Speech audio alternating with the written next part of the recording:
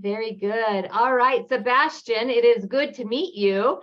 And I am looking forward to learning a bit more about you and your business and what you do with the community and what you'd like to share with the community. So thank you out of your busy time to dedicate this time to that. And just curious if you would be interested in sharing a little bit about who you are and what you do and what your business is. Yeah, for sure. So again, as you say, my name is Sebastian Blandon. I'm a software engineer. I have been working in software for like around 11 years now. And yeah, so what I do is right now work for, like the company that I started. We exited the company in 2020. We were acquired by a venture capital from California called ActionCOACH.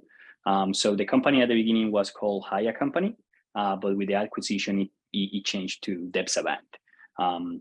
My background is in computer science.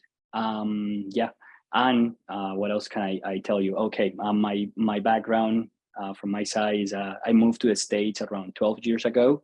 I'm originally from Colombia, from Medellin, Colombia.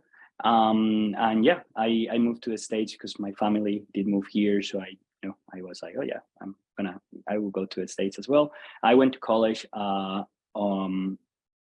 to Wesleyan in Lincoln. I did not finish school. Why? I had a daughter. Yeah, on my senior year. So that was when I was like, okay, I need to make some money to support my daughter. And that was when I started, like the company. So everything started working for the Lincoln Stars, the hockey team. I got approached by one of my fellow students, and he told me that his dad was a pretty good friend of, Ryan, that was the owner back then of the Lincoln Stars, and they were trying to build an app. So he asked me, hey, I know that you're pretty good at coding. Would you like to take this challenge? And I was like, yeah, sure. So I called one of my friends from also a computer scientist, and I was like, hey man, like this opportunity that we can launch, a business on these and developing, software for people, because that was one of my dreams when I was a kid. I was always thinking like, oh my God, it could be awesome if I can get paid to build software for people. I have been coding almost all my life. So the opportunity happened, and things scaled pretty quick. I will say at the beginning was pretty slow, but I will say around 2018, we were up, and this is back to 2014, so for 4 years, we were working mostly for Nebraska businesses, because that was the network that I had at the time. And don't get me wrong there, it was tough at the beginning. Starting was pretty tough, mostly because, I'm an immigrant. I didn't know anyone in Lincoln, and also I had no network back then. But something that we were pretty fortunate was that while we were launching the business, we were accepted through InMotion. I don't know if you're familiar with the InMotion program in Lincoln. What they do is they give you, back then was around $70,000 for you to develop an idea. So we went through that, and that helped me a lot to, like put my name on the map and start to meet people and stuff like that. So in 2014, we launched the company, and 2018, I got a call from a company from California as well. And they were like, hey, we got your referral from someone that told us that you were pretty good with data. That's what I mostly focus my work on, on data engineering. And I was like, yeah, I guess I'm good. How can I help you? And they were like, yeah, we have this issue, working at a data warehouse. That's where they collect all the data from the company. And we wanted to see if you could help us to build, a system to control all that data. So I did that for them. And after that, that was when everything went just like hockey stick.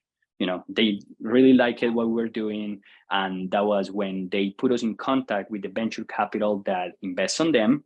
And the person in charge of the venture capital told me, hey, Sebastian, we really like your work, and we would like you to support all the ventures that that we're acquiring and that we're investing. And yeah, so the company at that point turned it into more than a dev shop.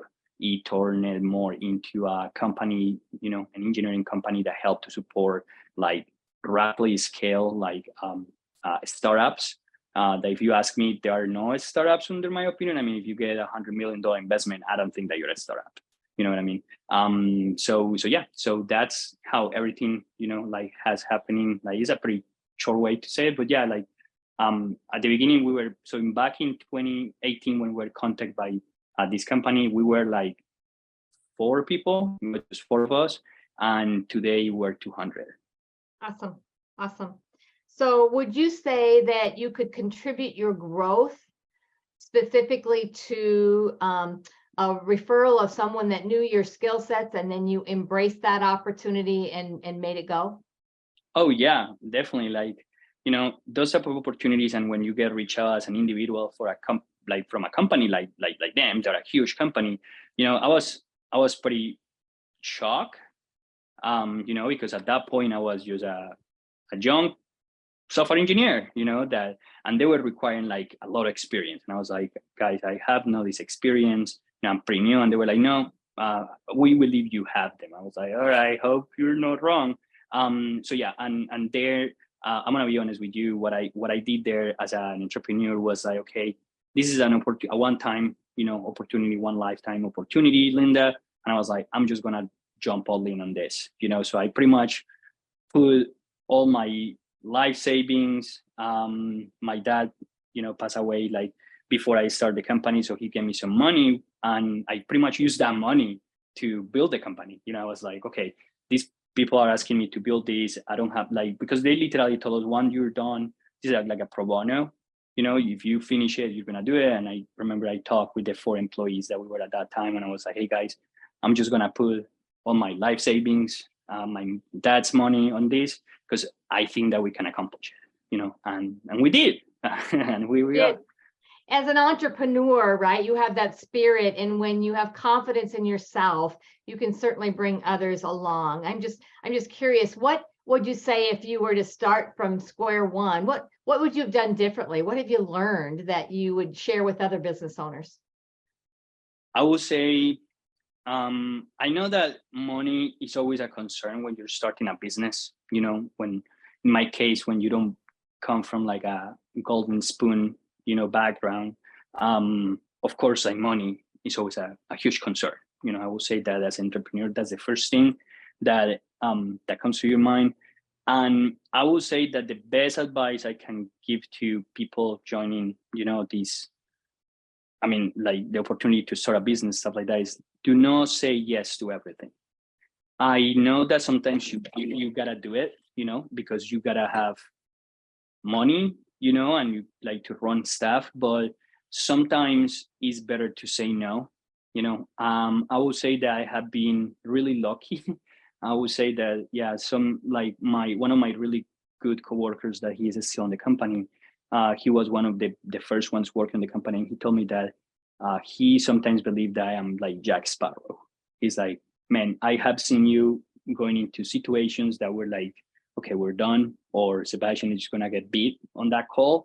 And no, like I leave the call smiling, and everyone is smiling and happy. And it's like, how you did it? And I was like, just explain things to people and set up expectations correctly. Some people will get mad, and that's okay. But if they need your service and you're being honest with what you're saying and you're setting up the correct expectations, nobody's gonna argue against that. You know what I mean? And if they're hiring you because your professional skills or your company skills, definitely set up expectations and do not be afraid to say no. But no, in engineering, that's what we go for, like to school. Not to give a no as an answer, but say, hey, this cannot be done this way, but we can do it this other way. You know what I mean? Let's bring always solutions. And the second thing that I would say to people, because this is something that I deal daily with the type of job that I do, is do not fall in love with the solution. Fall in love with the problem. That's the first thing. Solutions is many out there, many, but the problem is just one. So fall in love with that problem, not with the solution that you have in mind, because that solution is going to change. Whatever edge case you did not take into account, that's going to make change your solution, Beautiful. Good advice. Good advice. I'm curious, you said started in 2014 with 4 employees, and now you have a team of 200. What do you look for? What are the qualities that you look for, and how do you foster a productive and a positive work environment for and with them? Yeah. What I look when I look for, I was a big part of the recruitment process until we were around like 110 people, and mostly because I was the only person kind of able in the company to explain engineering to business, business to engineering, per se. So I was pretty involved, into the recruitment side of things. And I will say that, Linda, the first thing that I look for is attitude. I do not care about talent. And it sounds bad, but when you have a good support on your managers and on your principals and really good senior engineers, you're looking more for that person that really want to do it, that really want to jump on board, that really have that personality that is resilient, is someone that want to jump into challenges, and want to solve those challenges no matter what. The talent, trust me, internet can teach you talent, and it's what I always say. I can teach you as many talents as you want, or I can have people teaching you as many talents as you want. But if you don't have the attitude, or a candidate doesn't have the attitude, it's not something that is going to be, scalable. Let's put it that way. And I think that's something that made me feel pretty proud of the culture that so far I have been able to build in the company, is that we have a 2%, I would say, retention issue. Let's put it that way. So last year, just 2% of our 200 engineers did change jobs, And don't get me wrong, in this industry, when I mentioned that, people's like, what do you do? How much you pay? And I'm like, I do not pay what Google or companies out there pay. I pay, of course, we pay way less, but it's about community. And this sounds crazy to say, but I have created, for example, we had a strategy in engineering that is like, hey, if in 45 minutes you have not been able to solve an issue, reach out on the engineering channel asking for help. Why? Because it's 200 other minds here that maybe they went through your same struggle, and you're just banging your head against the walls, and maybe somebody here already have the answer on what you're going to spend 8 hours, 10 hours today. Somebody can help you solve in 15 minutes, So I will say that is the support, the community, and showing myself as a leader more than as a boss, And I have, and this is pretty funny, but we have this is from the Marines, but we have something, I never serve, but I have multiple friends that serve. And the one of the things that stuck in my head is never left men behind. And that's what I told my team. We're not letting anyone behind. This person has a struggle in finishing his task. We're going to go and help them. If we have to stay all night, we're going to stay all night. For example, I have project managers that they're like, hey, it's 3 a.m. Should I be in this call? And it's like, yes, you need to be on this call. It's like, but how can I help? It's like clapping and dancing. I don't know, but show moral, show support to your coworkers, because you dropping this call and going to bed is first, it's going to create a bad leadership image, on the engineers about you. And second, sometimes just having that person there just clapping like your success, it gives you moral to keep pushing, So I would say that, and the other is be honest and be blunt, or what I say, be brutally honest, but without being rude. You know what I mean? Absolutely. So, yeah. So you're creating a really good environment, and it's more than a paycheck. So Exactly. Absolutely. I'm curious about what you might comment on some misconceptions in running a business, or bumping into something and how you address them from being a business owner. Do not try to solve everything by yourself. Something that I learned is I am pretty good at computer science and solving engineering problems, but I am really bad at finance and accounting. And and all the stuff. Like, I'm gonna be honest with you, Linda, I have no idea. Of course I understand the general of it, but it's not like I sit down with my CFO and it's like, hey, yeah, explain me everything. No at all, or sit down with our CEO, because I'm not the CEO of the company, and it's like, hey, explain me everything. Why? Because I think that when you're not good on something and you try to learn to do something, you're going to be mediocre in everything you try to do. You have to specialize on something, and you have to surround yourself around people that know more about what you don't know. That's the key. And I think that that's how the company has been able to scale, is that we as company have been able to surrender ourselves around people that know way more than us, for example, in human resources. For example, like having an experienced CEO that can guide us through all this, having a board of directors that is supportive and that they're not just there to receive a report each quarter, but they are there to guide you and tell you, hey, you know what, this issue that you're having I had that issue, back in 2019, for example, in 2008, call this person and tell them that you are calling on my behalf and you have some questions. So I think that that's one of the most important parts. And the second one is, I always say this, when you feel that your job and your company are not exciting you anymore, even if you're the founder, move away.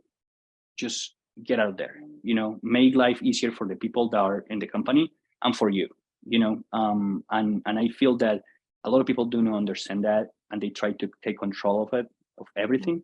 And once they don't have control of everything, they just think that they are being moved apart, as founders. And you say, no, you're an important part of this, but things scale, things change, and you have to accept that things change. And that's something that I would say personally took me a while, that once I exit the company, I wanted to do all this stuff, and the new owners were like, no, we're doing this. And I was against of it. And then I was like, wait a second, I do not own this company anymore. And second, I am just being a blocker for all the ideas they have. So let's do what I know how to do, and is building code, building software, and let the change happen. Because as a founder, you cannot assume that the company is going to be the same one that you found 8 years ago. For example, with Google, when the two brothers put it together, they were not expecting to be running a marketing company, because technically Google is a marketing company. You know what I mean? They weren't expecting that, but they were able to accept that that was the natural change of the business. Love it. Love it. If you were to give advice to your younger self or to a younger entrepreneur, what would that be? Oh, do stuff that is not computer science. I'm just kidding. No, I will say that to be a little bit more loud about when you don't like stuff. I have been putting myself sometimes in the past in situations where I had to sacrifice a lot of stuff, and just for not being loud, not just for not talking or bringing stuff up because, you're afraid that saying something is gonna jeopardize a contract, stuff like that. You know what I mean? So, and also I would say this is, I don't know, like how to say this, but it's like, do not sacrifice your happiness and your family well-being for your business. And you can notice that my voice kind of like cut like there, but because for keep growing the business and stuff like that, like I got into a divorce and a lot of stuff that was hard for me. I was not able to enjoy my daughter for her first 7 years of her life. I was just too busy, traveling a lot because of the business. So what I could tell my young self is like, do not sacrifice that stuff for money, because it's a stuff that you're not gonna see again. Yeah, that's really good advice. Where do you see yourself in 5 years or a time in the future? Linda, that's a crazy question that I have been, like processing on my head lately a lot. Just because a lot of people tells me that I am really good at what I do, but I'm gonna be honest with you, I have a huge imposter syndrome. I will say that 70% of we as software engineers, we have that, because in school, they don't teach us how to bring ideas or how to make sure that our idea is being listened, or make sure that, hey, you know what you know, so embrace it. You know what I mean? We don't get teach down in school. And I will say that in 5 years, I see myself working for a bigger company. I just really want to know if for real I am as good as people say. Because right now I feel here in my business, with all the success that we had, everything that is happening, how much we're growing, I just don't know if I am a big fish in a small tank, and sometimes I feel like that. Sometimes I feel that I want to go out there and work for a big corporation. I have never worked, I have never had like a job like that in my life. I work with I talk with my friends, and they work for Charles Schwab, they work for TD Ameritrade, they work for Gallup, stuff like that. And they're like, bring these problems to me and explain me. And I'm like, wow, like I wish I could be doing stuff like that. I mean, not saying that what I'm doing, it doesn't excite me, but things that are like, oh yeah, I have this team that is 400 people. And I'm like, geez, the biggest team we have right now working on an application, for example, is 20. So I would like to see if I really have as many leadership skills and computer science skills as people say. That's what I see myself in 5 years, is moving to another company, where like a bigger company, where I can see if I am as good as I am. And if in 5 years I can retire, that would be fantastic. I don't want to be a millionaire. With the exit, I did pretty well. But yeah, my dream is not driving Ferraris or flying airplanes, like not at all. Like I take myself as a really simple, and sometimes not in the intellectual side, but in my life, I'm pretty basic, let's say like that, So I see myself having more time to enjoy my daughter, and seeing if other companies for real will value my skills as the clients do here at DevSavan. Beautiful. It sounds like there is a next for you that needs to be further defined and dreamed about a bit. So beautiful, beautiful. Well, thank you